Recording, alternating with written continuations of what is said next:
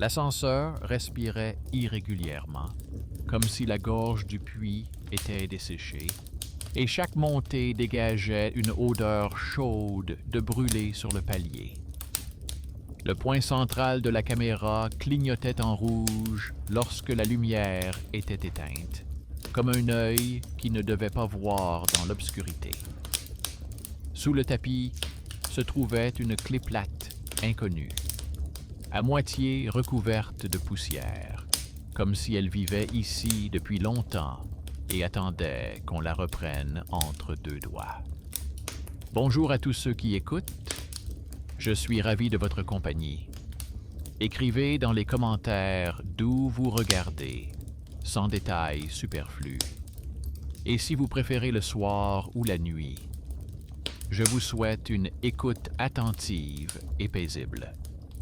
Elle n'attendait pas ce colis par caprice. Son employeur principal avait réduit ses heures de travail et elle avait commencé à prendre des petits boulots pour payer son loyer et acheter les médicaments de sa mère à temps. Chaque reçu était rangé dans un dossier transparent. Elle notait les dates en lettres, car elle connaissait le prix d'un seul paiement manqué. L'appel du coursier ne concernait pas l'objet, mais l'ordre établi. Si tout se passait bien aujourd'hui, demain, elle n'aurait pas besoin d'emprunter à ses amis, ni de demander des heures supplémentaires à son patron. Le colis était répertorié dans l'application comme une boîte ordinaire. Mais il y avait aussi une brève note d'origine inconnue indiquant qu'un cache-cache convenu pour le dépôt était possible à cette adresse. Elle ne se souvenait pas avoir jamais convenu d'une telle chose. Le premier message était arrivé tard dans la soirée. Le coursier s'était excusé par messagerie instantanée d'être en retard et avait demandé s'il pouvait laisser la commande au même endroit que la fois précédente. Elle relut la phrase plusieurs fois, essayant de comprendre à quel souvenir elle se référait. En bas, une photo de son entrée, prise de l'extérieur dans l'obscurité humide, est apparue. Sur la vitre de la porte, un reflet jaunâtre de la lampe de l'ascenseur, à gauche dans le cadre, une fissure familière. Elle descendit en pantoufles et en veste, jeta un œil dans la niche sous les boîtes aux lettres, vérifia la poubelle, regarda sous le paillasson. Rien. Dans l'application, le statut était passé à « livrer » et un message de remerciement apparut dans la correspondance, comme si elle avait déjà récupéré son colis. Le concierge a écarté les mains et a raconté que la porte s'était ouverte toute seule quelques minutes auparavant, comme cela arrive lorsqu'on la pousse de l'extérieur et qu'on la maintient avec le coude. À ce moment-là, la caméra de l'interphone ne montrait aucune silhouette dans l'embrasure, seulement une lumière vive sur le métal et une bande d'ombre sur le sol. Elle est retournée à l'appartement et s'est rappelé une fois de plus les raisons pour lesquelles elle devait se comporter de manière rationnelle. La vie en location n'aime pas les longues histoires. Ici, tout est plus simple. Pour rester chez soi, il faut respecter le rythme des paiements. Notez les relevés dans un cahier le matin. Marquez les étagères une fois par semaine. Récupérer des emballages en promotion à la pharmacie. Économiser sur les taxis et connaître les horaires de l'ascenseur. Car si celui-ci tombe en panne, cela prendra 1 heure, et 1 heure équivaut à un changement manqué. Ce simple calcul mathématique réchauffait mieux qu'une couverture. Le matin, on découvrait sur le tapis un mince arc de poussière blanchâtre, comme la trace d'une boîte qui aurait été soigneusement glissée sous la porte. Sur l'accoudoir du canapé reposait un lien transparent, comme ceux qui servent à attacher les rubans dans les entrepôts. La colle à son extrémité était encore collante, comme une trace de caramel frais. Sur la table, près de la porte, gisait un morceau d'autocollant avec un lys décoloré dans le coin. Le motif familier et ridicule de la société de service, que l'on voyait parfois sur les affiches, demandant de ne pas laisser de tapis dans le couloir. 3 détails, pris séparément, pouvaient signifier n'importe quoi, mais ensemble, ils formaient un plan élaboré. Quelqu'un ne se contentait pas de jouer la comédie, mais avait pris l'habitude de laisser de petits colis anonymes devant cette entrée, sans témoin. Elle a commencé à tenir un petit carnet d'observation. Dans la première colonne, elle notait l'heure de la lettre du coursier. Dans la deuxième, l'état de la lampe de l'ascenseur. Dans la troisième, le comportement du point culminant. Dans la quatrième, les traces près du tapis. Le soir, elle colla sur la poignée intérieure de la porte une bande transparente, telle qu'elle devenait à peine opaque sous la chaleur du doigt. Elle saupoudra le paillasson d'une cuillère à café de farine, en fine couche pour ne pas déranger les voisins. Elle plaça la caméra de son téléphone sur un trépied près du porte-manteau, sans son ni flash. Elle n'avait pas le choix. Soit elle continuait à vivre dans les suppositions, soit elle classait soigneusement chaque élément du dossier, comme on le lui avait appris dans les archives de l'université, où elle triait autrefois des fiches. Pendant la nuit, l'ascenseur a soupiré 2 fois avec de courtes pauses, comme une personne qui a l'habitude de prendre son souffle avant de monter les escaliers. La lampe dans le hall s'est réchauffée pendant 1 seconde, puis est revenue à la normale. Le point central clignota alors qu'il n'aurait pas dû. À 3 heures, un message poli arriva par messagerie instantanée de la part du coursier, indiquant qu'il était en route et arriverait dans quelques minutes, demandant de ne pas sortir car il attendrait à l'endroit convenu. Elle ne répondit pas. Dans l'application, l'adresse était la même qu'auparavant, mais dans le champ destinataire apparut soudain un nom dont la partie centrale correspondait au nom de jeune fille de sa mère, à l'exception d'une lettre qui vacillait, comme dans les anciens passeports lorsqu'ils étaient remplis à la main. Ce fut le premier coup dur. La vieille Elias a soudainement relevé la tête, sans demander si elle pouvait le faire. Le concierge en bas a feuilleté la bande de l'interphone et a trouvé un enregistrement où la porte s'ouvre sans bouton, comme si quelqu'un de l'intérieur l'avait poussée avec son épaule. On voit du métal brillant sur l'image, mais pas de personne. Le concierge a haussé les épaules et a dit en résumant que parfois, le courant d'air de la cage d'escalier était tel qu'il tirait la porte comme une main vivante. Elle a regardé le concierge et a noté que le courant d'air était aussi une ressource. Si le courant d'air pouvait ouvrir la porte, alors quelqu'un savait choisir le bon moment. Dans l'après-midi, elle fit le tour des endroits les plus proches où l'on aurait pu laisser son colis. Le kiosque à journaux, près de l'arrêt de tramway, sentait l'encre bon marché et le carton chauffé.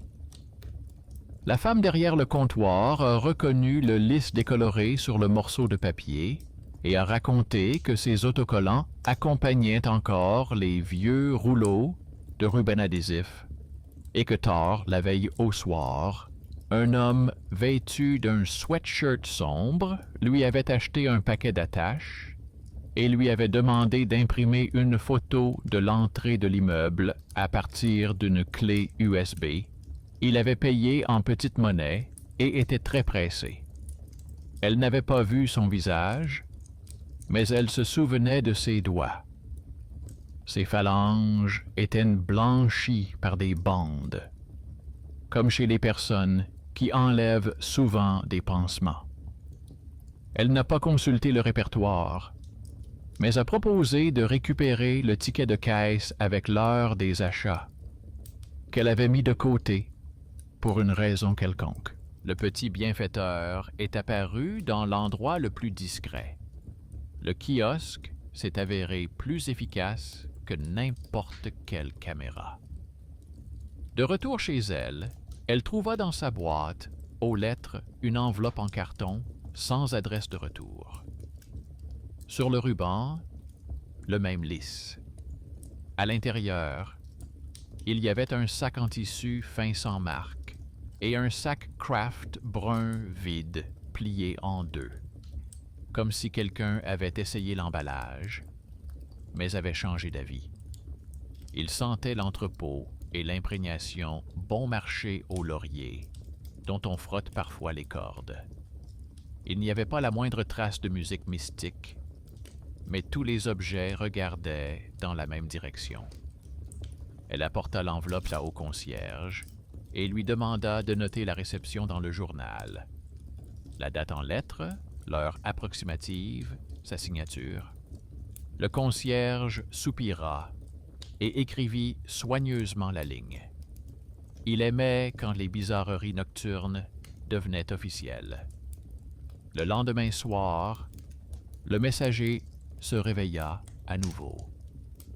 Le coursier annonça qu'il serait en retard et demanda s'il pouvait laisser le colis à un endroit familier pour ne pas la déranger.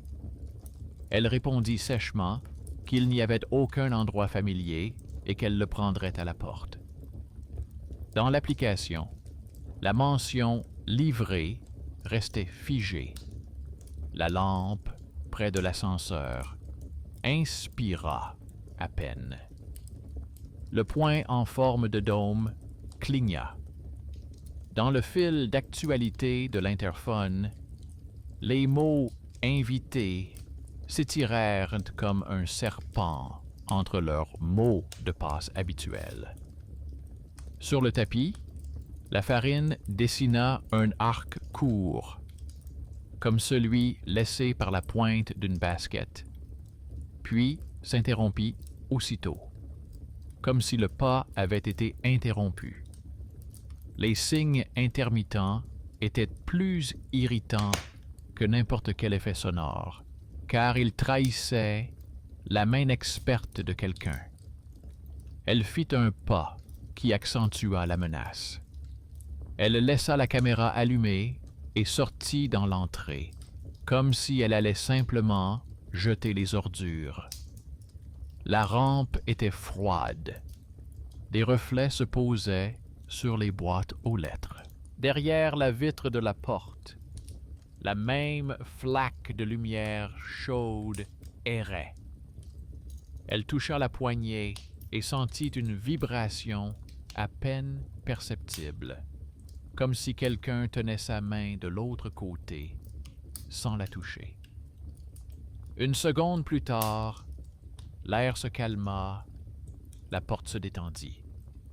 Elle comprit que quelqu'un attendait en bas, près de la porte extérieure, guettant le moment où le ressort intérieur se relâcherait. Elle remonta et fit ce que ses archives et sa pauvre biographie lui avaient appris. Elle cacha ses émotions derrière la procédure. Elle plaça sous le paillasson une fine bande de papier sur laquelle elle avait à peine tracé une micro-rayure au stylo à billes. Si le paillasson était soulevé, la ligne se déplacerait. Elle colla un nouveau film transparent sur la serrure de l'intérieur, qui jaunissait sous l'effet de la chaleur de ses doigts. Elle plaça une deuxième caméra sur la table derrière la porte, alimentée par une batterie externe, afin qu'elle ne s'éteigne pas au moment crucial. Elle n'a pas dormi de la nuit, mais elle n'est pas restée à l'affût non plus. Elle a fait semblant de lire, mais en réalité, elle écoutait. L'ascenseur derrière le mur a fait un bruit suspect. Le point lumineux a clignoté 2 fois, puis s'est calmé. Le coursier lui a envoyé un message pour lui demander de ne pas s'inquiéter, qu'il ferait tout en silence. Puis, elle a reçu une photo vide. L'entrée de l'immeuble, l'humidité en ligne après la pluie, la silhouette lointaine d'un arbre sans couronne. Dans l'application, le statut est repassé à « Livré ». La porte en bas a grincé à peine audiblement, comme si le cœur du bois avait craqué sous un ongle. Le lendemain, un arc trouble est apparu sur le film protecteur de la serrure, là où la paume ne repose généralement pas. Le tapis s'est déplacé de quelques millimètres, emportant le risque qui se trouvait dessous. Elle a tout étalé sur la table. La serrure, le lise, l'enveloppe, le film plastique, le ticket imprimé du kiosque, les captures d'écran, les enregistrements de l'interphone, les photos de la deuxième caméra. Sur l'un des clichés, à travers la vitre du micro-ondes, on distinguait clairement la bande grise d'une manche et le bout d'une clé plate entre les doigts.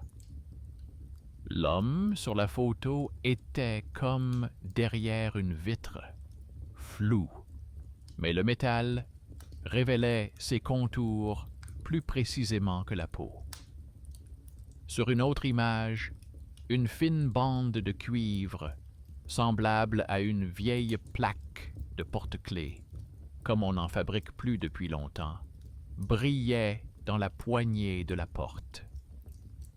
À la lumière extérieure, une minuscule rayure apparut sur la lame du loquet, non pas une rayure d'usine, mais comme la trace d'une lime. Tout indiquait que cet homme n'était pas un fantôme, mais l'habitude de quelqu'un, issu du travail d'un autre. Elle se rendit aux archives au rez-de-chaussée, où étaient conservées les fiches des propriétaires et les contrats avec les entrepreneurs. L'archiviste, un homme austère aux yeux clairs, écouta son récit sans poser de questions superflues. Feuilleta le fichier et trouva un vieux dossier contenant une procuration datant de 10 ans, autorisant une entreprise de maintenance à accéder au bâtiment la nuit pour remplacer des capteurs et transporter des marchandises volumineuses en l'absence des résidents.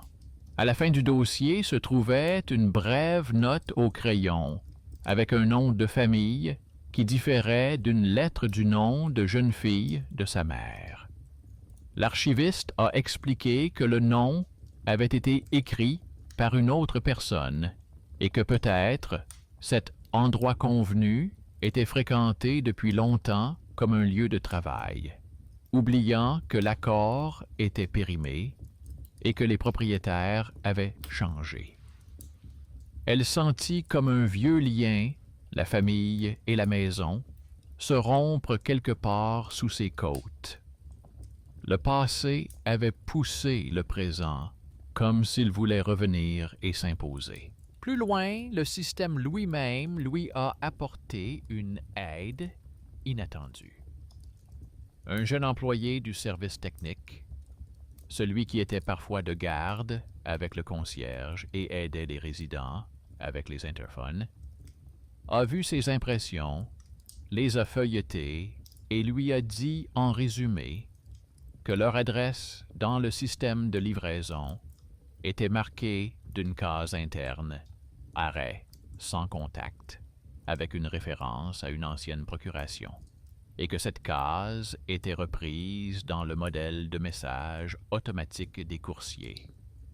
Il a proposé de rédiger une demande de suppression de la case et de la joindre à des copies des actes, a promis d'envoyer, à la fin de son service, une lettre officielle au service logistique et d'y joindre le journal de l'interphone, le ticket du kiosque et l'enregistrement de la caméra. C'était ce bienfaiteur qui ne sait pas faire de bruit, mais qui sait actionner des leviers profondément cachés. Elle est rentrée chez elle non plus comme une personne acculée, mais comme quelqu'un qui tient les rênes. Elle a renouvelé le film sur la porte. Elle a placé une nouvelle bande de papier sous le tapis. Elle est allée voir ses voisins sans drame, leur a raconté que la nuit, quelqu'un aimait laisser des objets étrangers dans leur entrée et leur a demandé, dans la mesure du possible, de ne pas ouvrir par inertie lorsqu'ils entendaient un léger glissement. Le voisin, que les habitants de l'immeuble avaient l'habitude de taquiner pour son éternelle distraction, l'a surprise. Il lui a montré sur son téléphone comment extraire les métadonnées d'une photo et comprendre que la photo de l'entrée n'avait pas été prise avec l'appareil photo du coursier, mais avec un vieil appareil dont la date était déréglée de plusieurs années. Il a raconté que les appareils photo aimaient modifier le temps et que ce détail pourrait être utile lorsque les services enquêteraient pour savoir qui envoyait de vieilles photos comme si elles étaient récentes. Ce voisin sous-estimé, à la voix douce, s'est soudainement révélé plus utile que tous les défenseurs bruyants. Le soir, une nouvelle vague est arrivée. Le coursier, voyant apparemment que l'ancien endroit ne fonctionnait pas, a commencé à écrire moins souvent, mais 2 notifications se sont automatiquement chargées dans le chat, comme un écho. La première affirmait que la commande avait été laissée. La seconde la remerciait pour sa gentillesse qui l'avait encore sauvée. Elle ne sortait plus. Le lendemain matin, le service technique a envoyé un bref rapport. La coche a été retirée, le arrêt sans contact, près de chez elle, a été désactivé. La chaîne logistique a été débarrassée du lien avec la procuration expirée. L'archiviste a enregistré l'entrée, en indiquant en toutes lettres le jour où l'ancien document avait été retiré du clou. Le concierge a ajouté au journal un dossier transparent contenant les événements et y a collé une étiquette clos. Mais l'immeuble gardait tout de même une poche froissée. À l'heure du déjeuner, une facture avec un diagramme gris fin se trouvait dans la boîte aux lettres, où la ligne gris-bleu « Consommation moyenne » indiquait obstinément 4 locataires. En bas, en petits caractères, il était indiqué que le compteur voyait la charge comportementale et pas seulement les relevés. Le système continuait à compter l'homme invisible à sa manière. Elle a classé le reçu dans les archives et a demandé avec précaution de vérifier s'il ne restait pas à leur adresse un canal virtuel qui avait autrefois été utilisé pour des projets pilotes. L'archiviste a sorti le schéma et a trouvé dans une boîte marquée « Divers » Un petit bloc avec un autocollant écaillé. Un appareil qui lit les micro-variations de lumière et les transforme en ombres humaines. L'électricien a dit qu'il enlèverait le bloc dans la semaine, mettrait un bouchon et remettrait la maison à zéro. Elle s'est étonnée de voir à quelle fréquence les fantômes sortaient des boîtes à vie. Le soir venu, elle reçut à nouveau une photo de l'entrée, cette fois-ci non pas par messagerie instantanée, mais dans une enveloppe en papier. Sur la photo, le reflet dans la vitre du micro-ondes était un peu plus net qu'auparavant, et la manche n'était pas en maille, mais en tissu, comme celle des vestes que l'on trouve dans les entrepôts. Les doigts, marqués de bandes blanches laissées par des pansements, serrent une clé plate, attachée à un trousseau de vieux porte-clés. Dans le coin inférieur droit du cadre du couloir, on devine une petite cicatrice, semblable à une bosse laissée par une petite voiture. Elle ne pouvait pas en être sûre, mais un vague souvenir d'enfance lui revint à l'esprit. Dans l'appartement de sa mère, il y avait une cicatrice similaire, laissée par son cousin qui travaillait comme livreur la nuit et aidait à réparer les ascenseurs pendant la journée. Le vieux trousseau semblait de plus en plus distinct. Elle n'était pas encore arrivée à une conclusion et n'avait pas l'intention de citer de nom.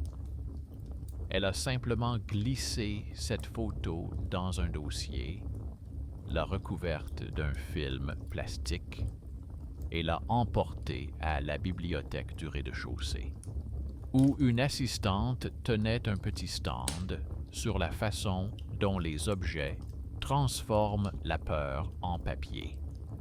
La laborantine montra à ses voisins leur propre méthode. Un autocollant transparent, une ligne tracée au crayon, un journal chez le concierge, un acte de suppression d'accès étranger, un ticket de caisse. Elle raconta que le mythe est toujours une piste qui n'a pas été cousue, et que si on la coude, elle devient un fait, et les faits ne se promènent pas la nuit. Ce soir-là, le messager est resté silencieux. L'ascenseur fonctionnait normalement. Le point lumineux ne clignotait pas. Mais dans la pièce régnait cette atmosphère familière dont il est difficile de se défaire immédiatement. Elle a ajouté une ligne dans son carnet.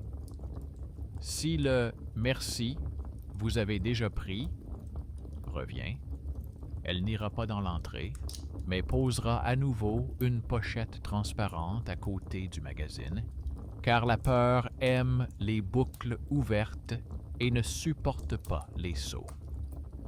Et à cette pensée, la maison sembla, pour la première fois depuis de nombreux soirs, ne pas prendre de respiration supplémentaire. Depuis le matin, l'interphone sentait légèrement l'ozone, comme après un court-circuit. Mais le journal du concierge était vierge, et la lampe de l'ascenseur diffusait une lumière froide et régulière, comme si rien dans l'immeuble ne venait perturber le calme. Sur le paillasson devant sa porte, la farine reposait en une couche intacte. Les rainures sous le bord coïncidaient. Le film transparent sur la serrure restait propre, sans arc trouble. Le messager restait silencieux. Mais dans l'application, une vieille note sur la cachette convenue pendait comme une dent superflue dans un sourire. Elle nota en 2 mots que le silence n'était pas la paix, mais une pause, et se rendit au kiosque pour acheter du papier Kraft ordinaire et du ruban adhésif neutre, sans motif. Dans son carnet, elle élabora un plan. Organiser un leurre sûr, mais de manière à ce qu'aucun voisin ne soit impliqué et que chaque détail ait une trace écrite. Dans l'après-midi, elle a fait une livraison à son nom avec la mention « en main propre », mais pas avec de l'argent, mais avec une brochure gratuite que les services distribuent automatiquement. À l'intérieur, j'ai mis un cahier vierge à couverture souple, une fine bande de papier avec une petite encoche et une feuille avec la date en gros caractères, afin que l'on puisse toujours reconnaître le jour sur la photo. J'ai collé mon propre autocollant sur le Kraft, avec un point à peine visible dans le coin inférieur droit. Si le paquet était déplacé, le point disparaîtrait sous un autre pli. L'appât ne pouvait nuire à personne, mais devait montrer la main. Pour la nuit, j'ai répété le même schéma. Une caméra sur un trépied, une deuxième sur la batterie, le film sous clé, une bande de papier sous le tapis, une enveloppe chez le concierge avec un formulaire où il noterait l'heure de chaque appel ou mouvement de la porte. J'ai convenu avec lui qu'il inscrirait la date en toutes lettres et signerait. L'escalier sentait la peinture humide, bien que les murs n'aient pas été repeints, ce qui signifiait que des pièces étaient en train de sécher sous le palier. Le concierge passait avec son seau et jeta un coup d'œil au nouveau cadenas du vestibule, dont les clés étaient désormais remises contre signature. On ne l'aimait pas pour son caractère sec et ses remarques pointilleuses, mais ces jours-là, il était comme un métronome silencieux. Il expliqua qu'on avait ouvert un vieux box pour les cargaisons temporaires dans la cave et qu'on avait oublié de le fermer, puis que le maître électricien avait calé le loquet pendant la journée. Elle le nota dans son carnet. Une autre fente était fermée, mais l'habitude de respirer à la maison pouvait passer à travers les barreaux. Le soir, une aide inattendue est venue du 4e étage. Le voisin, silencieux, que tout le monde dans l'immeuble considérait comme distrait et à qui on disait souvent qu'il dérangeait, a montré sur son téléphone comment faire disparaître les annotations cachées des photos de l'entrée qui avaient été envoyées. Il a expliqué que les photos passaient par un vieil appareil qui affichait depuis longtemps une date erronée et que dans le coin du cadre, on voyait un bruit de fréquence caractéristique d'un mode particulier de cet appareil photo.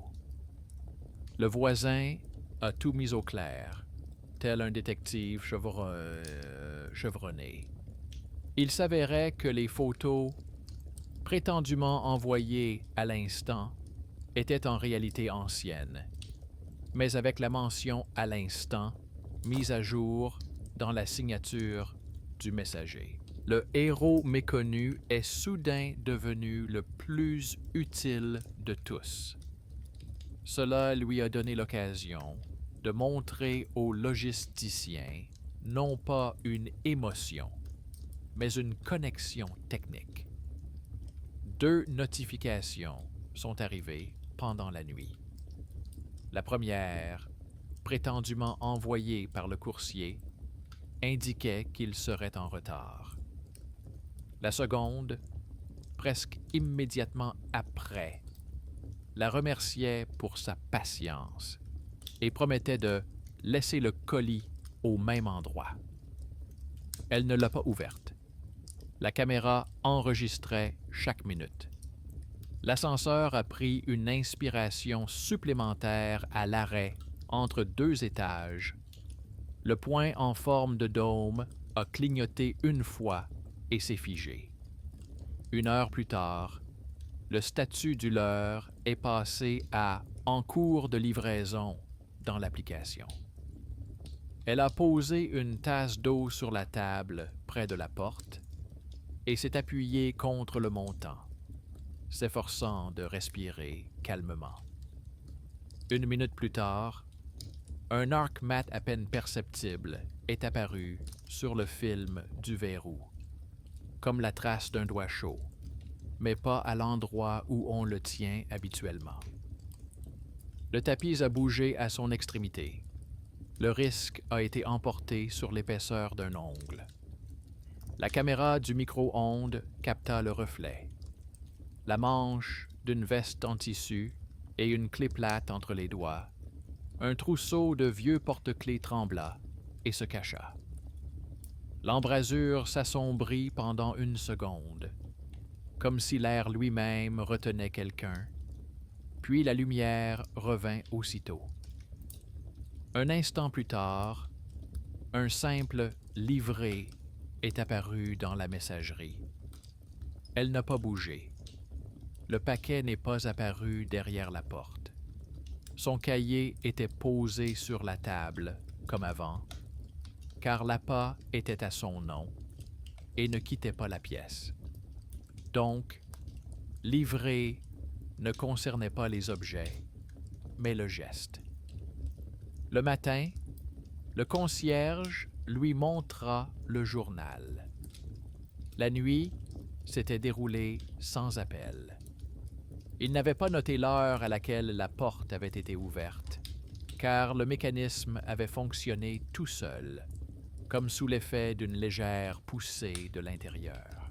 Elle comprit que sa maison était dirigée par un vieux faisceau de 2 fils, des procurations abandonnées et les habitudes des personnes qui avaient grandi à partir de ces papiers.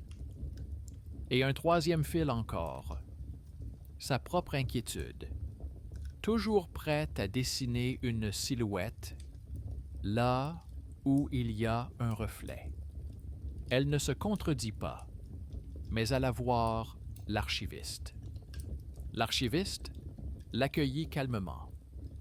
Il trouva dans le dossier une vieille liste de locataires où figurait un nom presque identique au nom de jeune fille de sa mère, à l'exception d'une seule lettre écrite différemment, à la manière administrative. À côté se trouvait un plan de distribution datant d'il y a 10 ans, où la maison figurait dans la liste des simplifications nocturnes pour l'entrepreneur. À la fin, il y avait une petite note au crayon, à refaire en cas de changement de composition. Le changement n'a pas eu lieu. Il a expliqué que cela arrivait parfois lorsque les gens partaient et que les papiers restaient, et il a demandé de rédiger une demande de suppression de l'adresse des listes internes, arrêt sans contact. Elle l'a fait en indiquant les références aux actes, l'enregistrement de l'interphone, les photos avec les annotations, le ticket du kiosque, le détail avec le porte-savon et même son autocollant artisanal avec un point. Elle a tout rangé dans un dossier transparent avec des feuilles numérotées. Au service technique, le jeune employé a accepté le dossier sans faire d'histoire. Il a ajouté à la demande une note de service dans laquelle il a joint l'ancienne procuration, le drapeau interne et la liste des messages automatiques. Il a promis à la fin de son service de parcourir la liste des adresses où se trouvent ces drapeaux afin de les supprimer en bloc. Ce n'est pas de l'héroïsme, mais une procédure normale. Et ce sont précisément ces procédures qui permettent à la maison de fonctionner sans Hertz. Il a dit qu'il allait désactiver complètement leur maison pendant la vérification, afin qu'aucun coursier ne puisse se cacher derrière le système. Elle l'a remercié brièvement et a compris que ce petit homme faisait actuellement plus que n'importe quel contrôle bruyant. Le soir, elle est descendue à la cave. Non par curiosité, mais parce que les rapports indiquaient qu'il y avait autrefois un box pour les marchandises temporaires. L'odeur du béton humide, le bruit des gouttes dans le coin le plus éloigné, le léger bruissement d'un sac étranger dans la poubelle. La porte du box était fermée par un nouveau loquet. Le cadenas était neuf. Une fine bande de ciment gisait sur le sol. Sur le mur, une petite marque rugueuse, comme si on y avait souvent appuyé le bord droit d'une boîte. Elle a photographié les traces, noté l'heure et est partie, car le sens du sous-sol était désormais clair. Ce n'était pas un lieu d'horreur, mais un lieu où l'on entreposait les décisions paresseuses. C'est là-dessus qu'il fallait travailler, à la lumière du jour. Entre-temps, sa voisine infirmière avait rapporté de la clinique un petit kit de bandes de gaz stériles et lui avait montré comment fixer sans erreur le contact sur la poignée si le film ne suffisait pas. Elle a fixé la bande de manière à ce qu'elle change de couleur au contact des doigts chauds et a laissé l'enveloppe scellée au concierge en lui demandant de l'appeler si un papier suspect ou un « merci » sans raison apparaissait. C'était sa contribution professionnelle tranquille. Pas une chasse aux fantômes, mais un entretien à long terme de la maison. Le soir même, la porte a de nouveau légèrement tremblé toute seule. Une courbe chaude est apparue sur la bande de gaz. Dans la chambre du micro-ondes, une manche a clignoté et une clé plate a brillé. Cette fois, on pouvait voir sur l'image une main avec une fine cicatrice en travers de la jointure, comme celle d'un enfant victime d'un accident de vélo. Cette cicatrice était restée longtemps gravée dans sa mémoire, comme une photo étrangère tirée d'un vieil album de sa mère.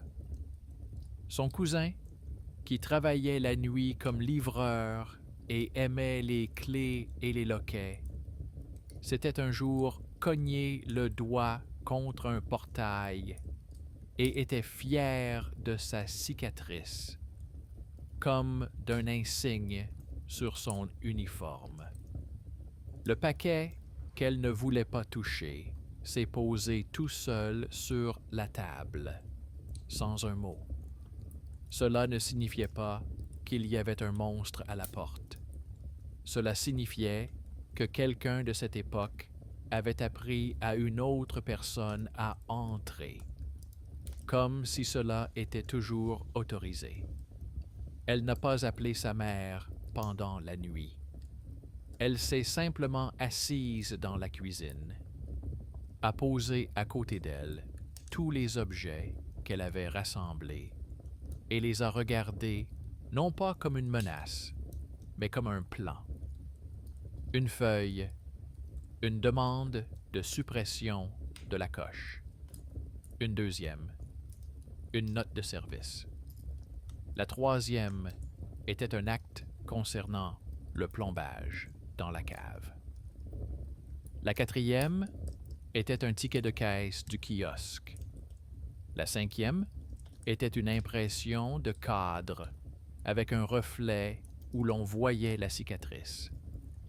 La 6e était une feuille avec une grande date écrite en lettres majuscules. La 7e était son poing artisanal dans le coin. La 8e, une note sur le porte-savon avec l'heure déformée. Tout cela ne relevait plus du mystique.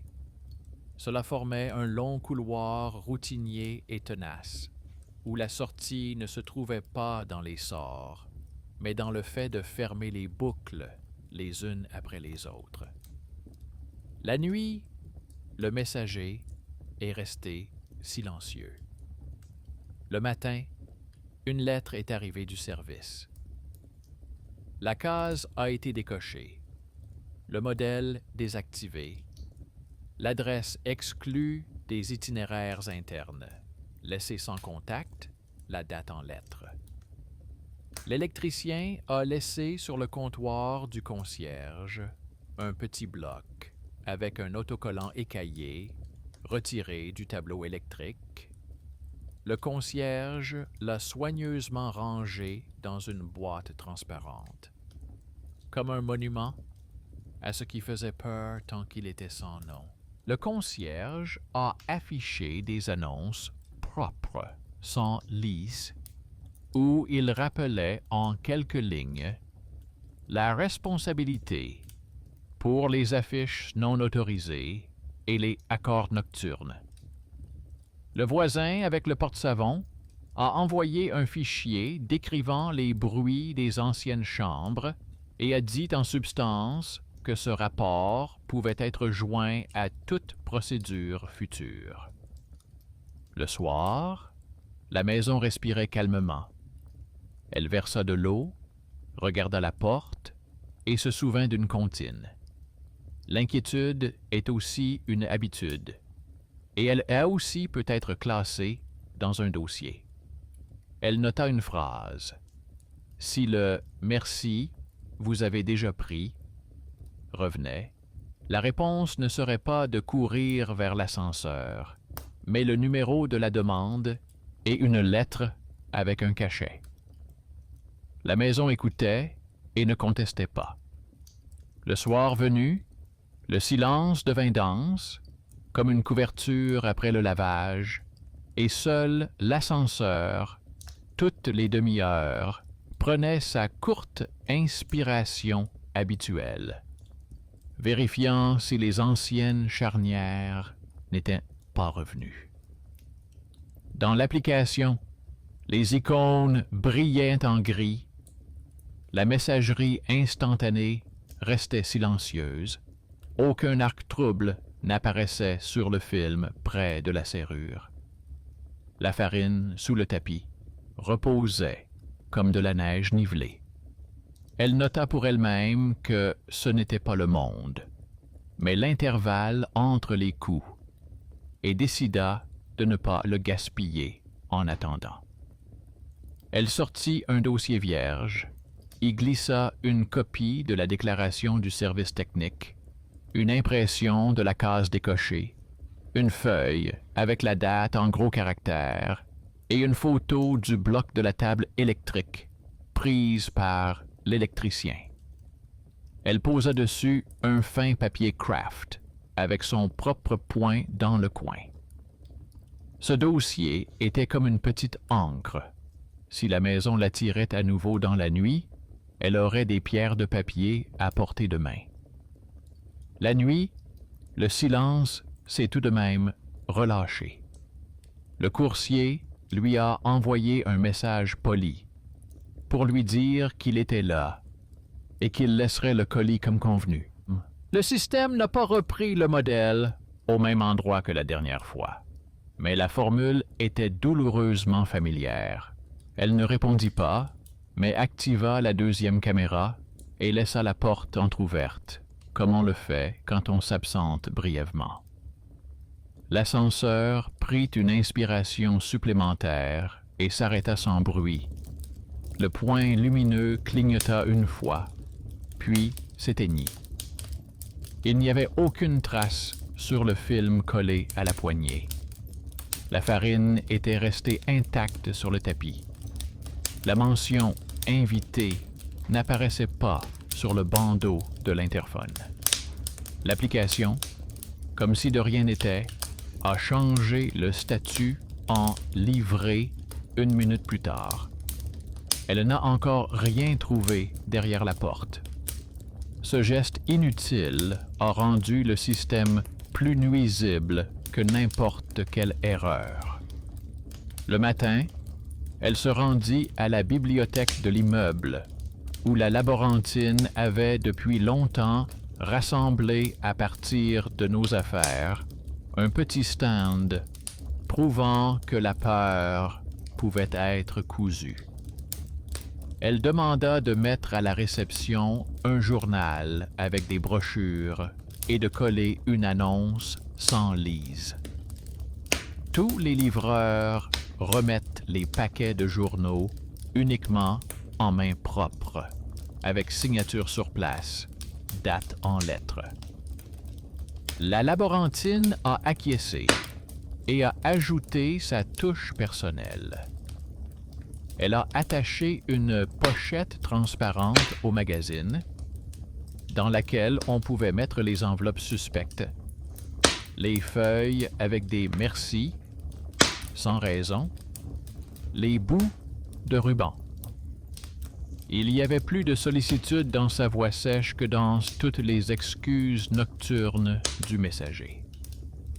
Le concierge, souvent taquiné dans l'immeuble pour son esprit pointilleux, s'est avéré être cette personne sous-estimée qui sait jouer sur le long terme.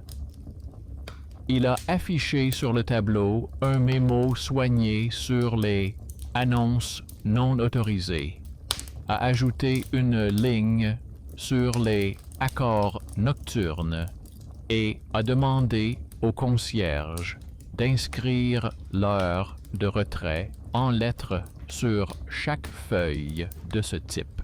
Sa note ressemblait à une invitation au calme, sans menace, sans le mot « amende », juste une série de lignes bien ordonnées. Il aimait que l'immeuble s'exprime dans un langage simple.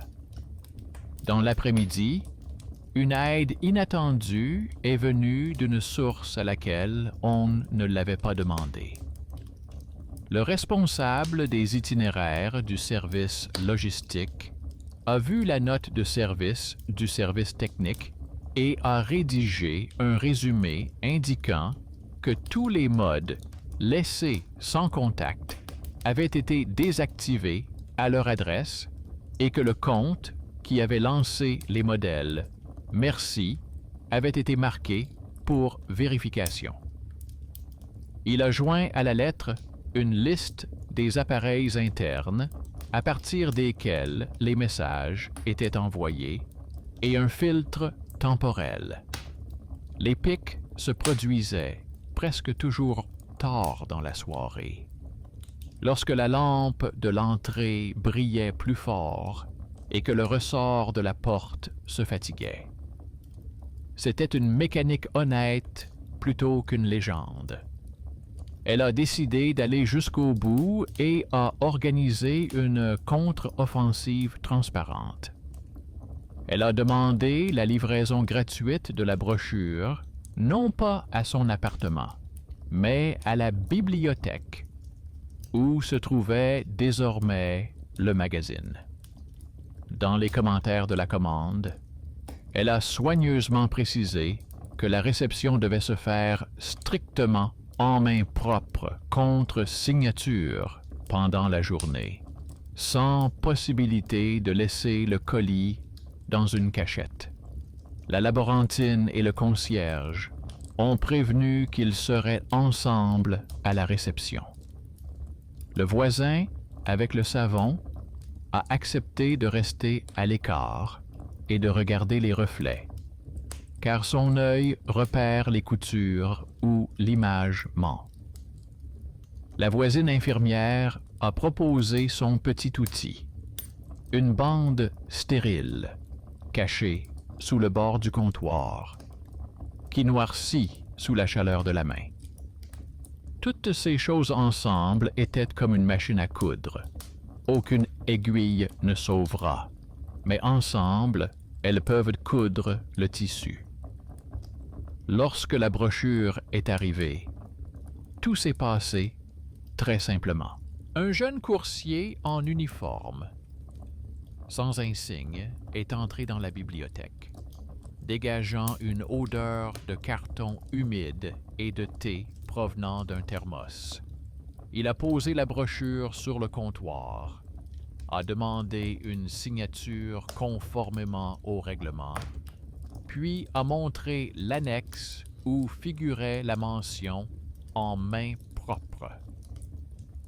Sous la lumière de la lampe, la peau du coursier ne présentait aucune trace blanche de sparadrap et son trousseau comportait une puce ordinaire et non une clé plate. Sur la table, la bande stérile est restée pâle. Le voisin, avec le porte-savon, debout près de l'armoire, remarqua que le reflet bougeait au rythme de la personne et non de la rigidité du verre. Le concierge inscrivit la date en lettres et apposa sa signature calligraphique. Et au même moment, dans le chat de la maison, la vieille phrase polie « Je laisserai là où je l'ai laissé la dernière fois » est apparue, comme si la maison n'avait pas eu le temps d'effacer la trace de l'inertie précédente. Elle sentit sous la boîte une fine fissure apparaître entre le monde de la clarté du papier et le monde des habitudes. Et elle comprit que cette rupture devait être comblée non pas par des nuits, mais par des lettres. Le jour même, elle apporta au service technique une copie imprimée du nouveau message et y joignit la carte de couverture radio que lui avait donnée son voisin avec la boîte à savon. Il savait montrer comment les paquets de données restaient bloqués dans les entrées d'immeubles et comment les anciens messagers les libéraient avec un retard, comme si c'était maintenant, alors que c'était hier. Cette fois-ci, le jeune employé du service technique a ajouté une note explicative technique au dossier.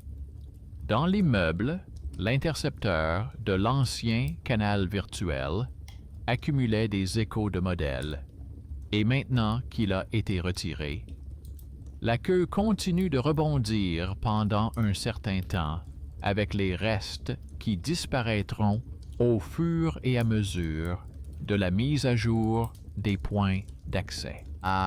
Il a tout consigné par écrit, sans jargon, et l'a classé dans les archives internes. Cela ressemblait à une explication sans mysticisme et à une petite victoire du répartiteur sur la légende. Mais la maison a quand même décidé de les tester une nouvelle fois. Le soir, alors qu'elle avait étalé le papier craft, le film plastique et le bloc-notes sur la table, elle a trouvé dans la boîte aux lettres une petite enveloppe sans adresse de retour. À l'intérieur se trouvait un petit sac en tissu et un cahier d'enfant à carreaux avec une sorte de cicatrice imprimée sur la couverture en carton, comme si quelqu'un l'avait tenu avec des doigts marqués d'une cicatrice transversale. Sur la première page, une phrase fragmentaire était écrite en lettres anguleuses, laissait à la porte quand il ne voulait pas sortir, sans date ni nom. Le papier sentait le vieux placard. Elle s'assit dans la cuisine et regarda longuement, sans se concentrer sur les lettres, mais en lisant l'air autour d'elle. Ce sac n'était pas une menace, mais une demande de conserver une simple habitude d'aider en silence. Le problème, c'est que cette habitude avait dépassé les limites et était devenue une voix étrangère la nuit. Elle appela sa mère et lui raconta sans grands mots ce qu'elle avait trouvé. Sa mère l'écouta en silence et lui dit exactement ce qu'elle avait besoin d'entendre. Dans leur famille, ils aimaient laisser des provisions à ceux qui ne les demandaient pas. Parfois, ils entraient discrètement pour ne pas déranger. Une fois, une telle visite s'était transformée en dispute, car la porte avait été ouverte alors qu'il ne fallait plus le faire. Sa mère lui a demandé de ne pas inventer des miracles là où l'ordre avait pris fin et lui a promis de chercher une vieille lettre où figurait cette ancienne procuration. Chaque syllabe de sa voix plantait un drapeau là où le mythe s'enracinait profondément. Et là où il y avait eu des tremblements le matin, il n'y avait plus maintenant qu'une simple fatigue. Elle fit le dernier geste dont dépendait le plus. Elle écrivit une courte note et la glissa dans la même boîte d'où venaient les enveloppes muettes. La note ne comportait que 2 lignes. Plus besoin de laisser à la porte. Et, si j'ai besoin d'aide, j'appellerai moi-même, sans reproche ni nom. Pas d'invitation, pas d'adresse, seulement une boucle fermée. Elle accompagna la note d'une copie de l'acte de retrait de la coche et d'un petit autocollant sans lit. Ce n'était pas un défi, mais un loquet que l'on ne pouvait fermer que de l'intérieur. Le lendemain, la maison a répondu à sa manière. Pas un mot n'est apparu dans la messagerie. La lampe près de l'ascenseur respirait régulièrement. Le point central au plafond ne faisait aucun geste superflu. Dans la boîte aux lettres se trouvait la publicité habituelle, sans couvercle ni lise. Le concierge a montré avec un sourire le journal où, dans la colonne « Remarque », il y avait un 0 et a soigneusement souligné le mot « silencieux ». L'électricien apporta le reçu, où, dans la rubrique « Charge comportementale », il n'y avait plus de lignes gris-bleu, mais seulement les chiffres secs des compteurs, écrits en toutes lettres. Le concierge tourna la plaque sur le tableau, pour qu'elle ne gêne pas la vue, et dit en résumant que la maison respirait comme après avoir été aérée. Le voisin avec le savonnier a tiré ses propres conclusions. Il a envoyé un fichier avec un bruit pur, sans ondes étrangères. La voisine infirmière a bu son thé et a rangé les bandes stériles dans une boîte au cas où.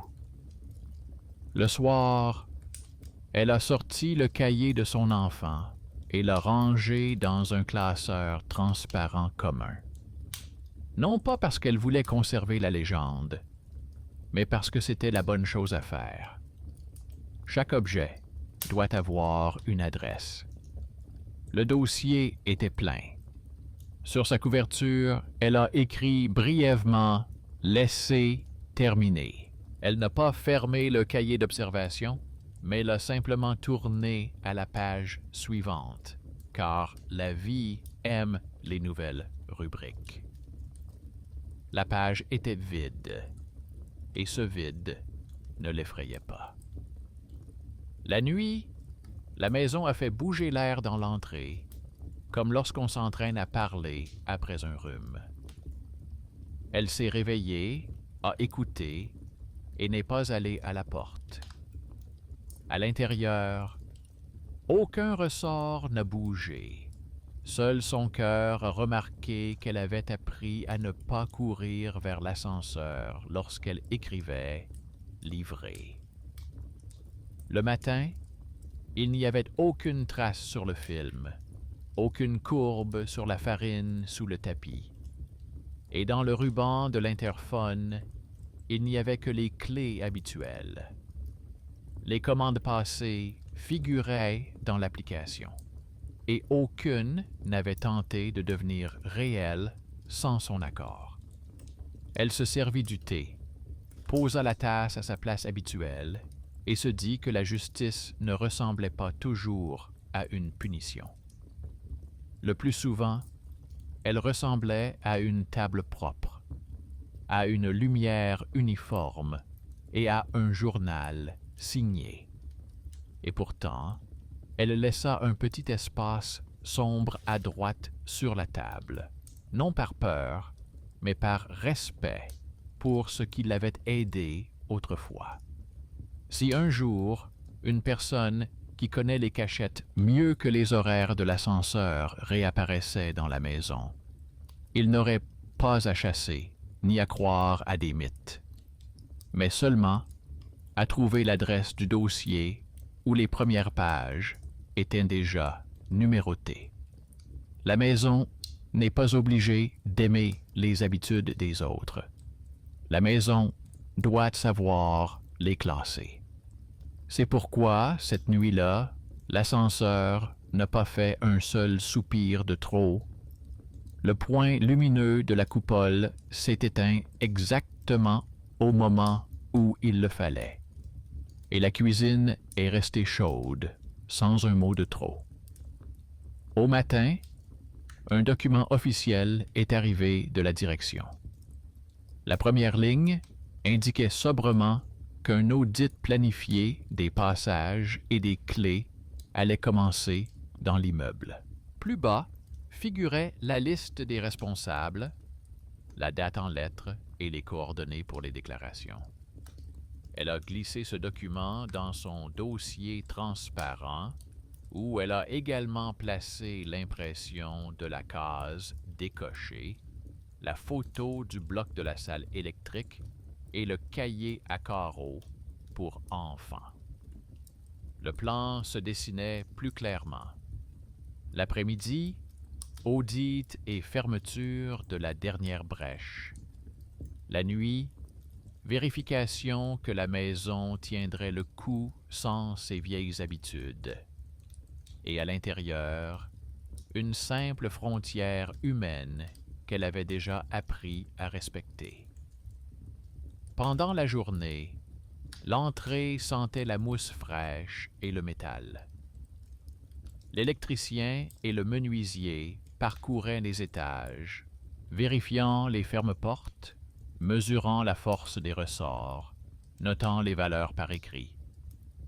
Le concierge les suivait avec un seau et décollait soigneusement les vieilles étiquettes avec des lisses, puis essuyait les vitres jusqu'à ce qu'elles grincent en étant sèches. L'archiviste apporta une table pliante, y étala un journal et demanda au concierge d'y noter chaque détail, même s'il semblait insignifiant, car le vide sur le papier était aussi un fait. Le voisin, avec le porte-savon, a fixé près de la cage d'escalier une petite carte avec des points simples. Comment comprendre qu'une photo est ancienne?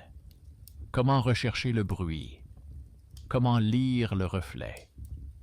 Les gens s'arrêtaient, lisaient et hochaient la tête, comme si on leur montrait un chemin familier qu'ils avaient oublié depuis longtemps. Elle ne s'est pas cachée de tout cela, mais en est devenue partie intégrante. Elle aidait à remplir les journaux, distribuait de nouveaux autocollants, sans dessin, avec une colle neutre. Sa voisine, une infirmière, a apporté un fin jeu d'autocollants jetables qui changent de couleur au contact de la chaleur des doigts, et a expliqué à tous ceux qui s'approchaient qu'il ne s'agissait pas d'un piège, mais simplement d'un indicateur de contact. Tout le monde a apprécié la clarté.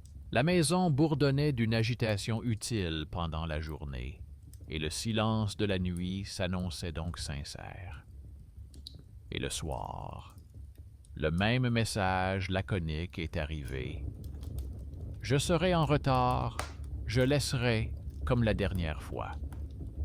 Les systèmes étaient déjà éteints, les modèles retirés, mais l'écho des formules précédentes vivait dans la poche de quelqu'un. Elle n'a pas répondu et a fait 2 pas qui semblaient insignifiants, mais qui en réalité ont fait basculer l'histoire dans une autre dimension. Tout d'abord, elle a demandé via l'application une interdiction temporaire des actions sans contact pour son adresse, avec une confirmation par mot de passe qui ne peut être remplacée par un message. Deuxièmement, elle a rapporté de la bibliothèque une boîte vide avec une date bien visible écrite en lettres sur le côté et l'a placée près de la table, à la vue de la caméra, mais à l'intérieur de l'appartement, loin de la porte. Si, pendant la nuit, l'application indique à nouveau « livré », ce sera un mensonge, certifié par la date bien visible sur la photo. Le soir, l'ascenseur se comportait calmement, comme un élève après une réprimande. Le point central ne clignotait pas. Le film sur la serrure restait transparent. La farine sous le tapis était ennuyeuse, comme la neige sur une photo de l'année dernière. À l'intérieur, cependant, il y avait une légère note d'inquiétude. Elle ne l'étouffait pas avec de la musique et ne le dissipait pas avec du café, mais disposait les objets à côté. Le ruban sans lisse, le vieux morceau de papier avec le lisse, les bandes stériles, le ticket du kiosque, le cahier d'enfant. Ces objets n'étaient pas des talismans. Ils racontaient l'histoire de la nuit qui apprenait à être le jour. La nuit commença avec du retard. Le message arriva sur Messenger vers minuit. La formule habituelle, l'adresse correcte, en bas une photo floue de l'entrée, où le reflet dans la vitre semblait à nouveau regarder, comme s'il voulait entrer, mais avait peur de l'avouer. 1 minute plus tard, le statut dans l'application est passé à « livrer », alors que la boîte avec la grande date était posée sur sa table et n'avait pas bougé. La caméra n'a capté qu'un bref tremblement dans la bande de lumière sous la porte, comme si quelqu'un s'était appuyé contre la porte dans le couloir et s'était immédiatement retiré. Le film est resté vierge. La farine intacte. La mention « visiteur » n'est pas apparue dans le journal de l'interphone. C'était un mensonge pur et simple, une vieille habitude dépourvue de mécanisme. Le matin, une impression était déjà disponible à la bibliothèque. Une capture d'écran du statut « livré » à côté d'une photo de son carton et d'une grande date dans le coin. La laborantine l'a classé dans le dossier, comme la dernière couture sur la doublure. Le service technique a ajouté une note analytique. Pendant la nuit, il y a eu une seule demande test provenant d'un ancien appareil connecté au réseau, sans autorisation, et le système l'a refusé. La liste des appareils internes qui envoyaient auparavant des messages polis se trouvait désormais dans un dossier séparé, marqué « à vérifier ». Le responsable des itinéraires a écrit dans un compte-rendu qu'il avait contacté le sous-traitant et obtenu de sa part la liste des personnes qui avaient autrefois entretenu la maison sur la base d'une procuration périmée.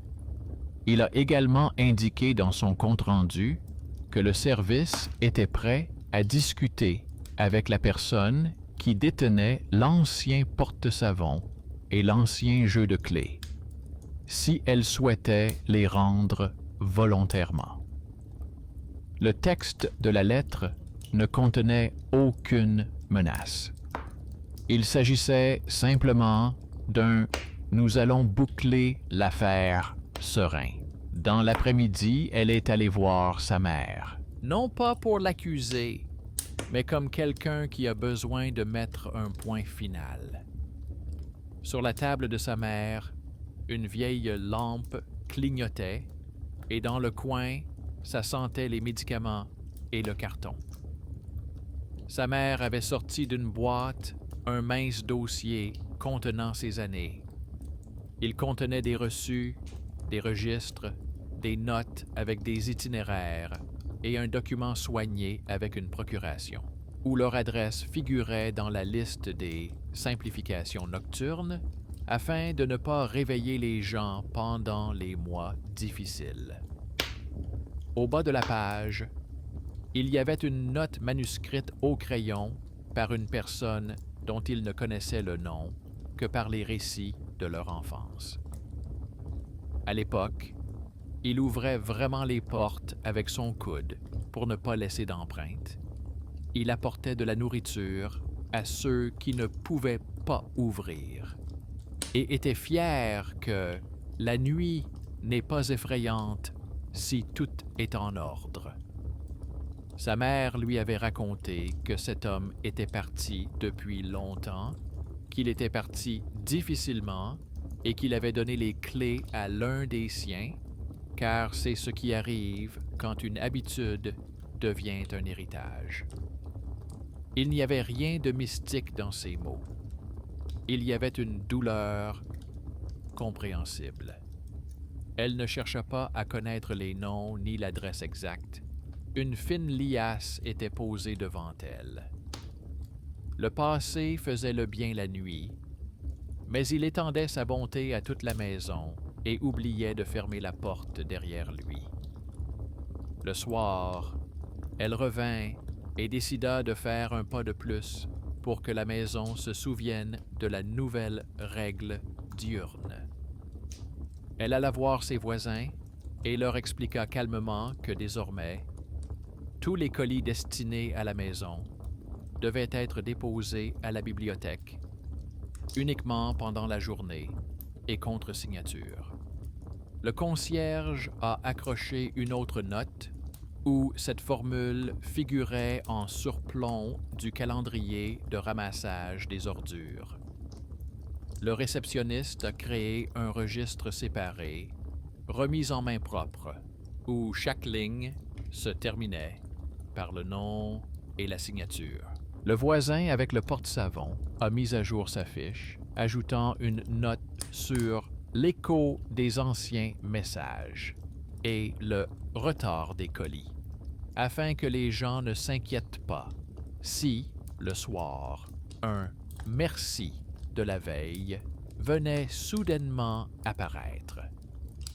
La voisine infirmière a laissé au concierge un petit kit de bandes stériles au cas où et lui a appris à les coller. Pendant la nuit, le messager a effectivement envoyé un dernier écho. Même ton, même formule polie, même tentative de reprendre là où on en était resté. Elle n'a pas répondu. La caméra sur la table a enregistré un silence vide. Le film sur la serrure ne s'est réveillé que lorsqu'elle est revenue elle-même le matin. La farine sous le tapis est restée lisse agréable comme de la neige pure. L'ascenseur respirait sans à-coups. Le point de la coupole a brûlé honnêtement et a été remplacé dans la journée avec un acte et une signature. Un jour plus tard, un petit papier est arrivé. Le service logistique y informait par résumé que le compte d'où provenaient les phrases nocturnes avait volontairement remis un jeu de vieilles clés et une vieille caméra, ainsi qu'une note de 2 lignes. J'ai fait ce qu'on m'a appris, et cela ne se reproduira plus. Le papier ne portait aucun nom, car toutes les parties en avaient décidé ainsi. En bas figurait la date en lettres et un cachet. Elle a placé cette feuille dans un dossier transparent. Non pas comme une excuse à l'intention de quelqu'un, mais comme la conclusion d'une chaîne où chaque élément avait trouvé sa place. La maison a réagi avec ennui. Et c'était la meilleure chose à faire. Le journal du concierge s'est aminci au fil des lignes du soir.